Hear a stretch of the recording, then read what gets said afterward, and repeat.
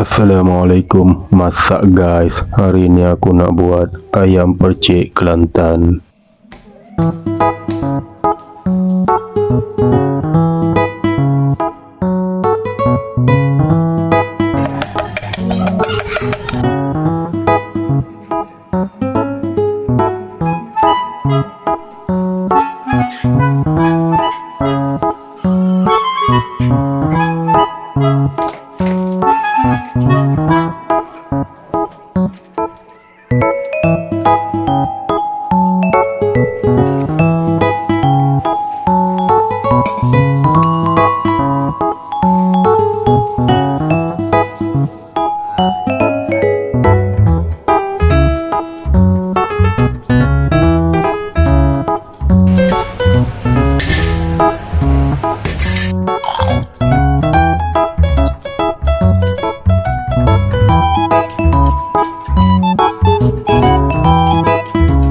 Hari ni bini aku ajak balik Kelantan. Dia cakap dah lama dia tak makan ayam percik Kelantan.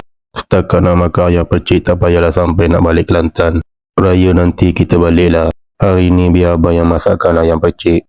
Awak makanlah sambil bayangkan kita berada di Pantai Geting, di bawah pokok ru, disapa angin pantai dan mendengar desiran ombak membelah pantai. Pip pip pip pip, abang yang jual aiskrim kelapa pulut sampai. Okey, untuk buat ayam percik, mula-mula kita blend bawang merah, bawang putih, halia, serai dan juga cili kering. Blend dengan sedikit air sampai semuanya hancur. Kemudian tuangkan setengah bahan kisar tadi ke dalam ayam yang telah dibersihkan. Diikuti dengan air asam jawa, garam dan gula. Gaul sampai sebati dan perap selama 1 jam. Sementara menunggu ayam diperap, kita buat kuah ayam percik pula. Untuk buat kuah ayam percik, mula-mula masukkan 1 kotak kecil santan dan 1 kotak kecil air. Diikuti lebihan bahan kisar tadi. Kacau sampai mendidih dan perasakan dengan garam, gula dan juga air asam jawa. Sambung kacau lagi sampai kuah menjadi pekat.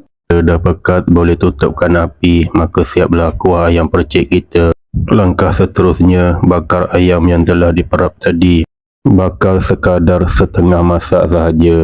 Bila dah setengah masak, celupkan ayam ke dalam kuah percik tadi dan bakar lagi sekali sampailah semuanya masak. Semasa proses membakar, boleh siramkan kuah percik ke atas ayam untuk rasa yang lebih sedap. Selepas makan ayam percik ni, bini aku masih ajak balik Kelantan. Dia cakap dia nak makan aiskrim kelapa pulut pula.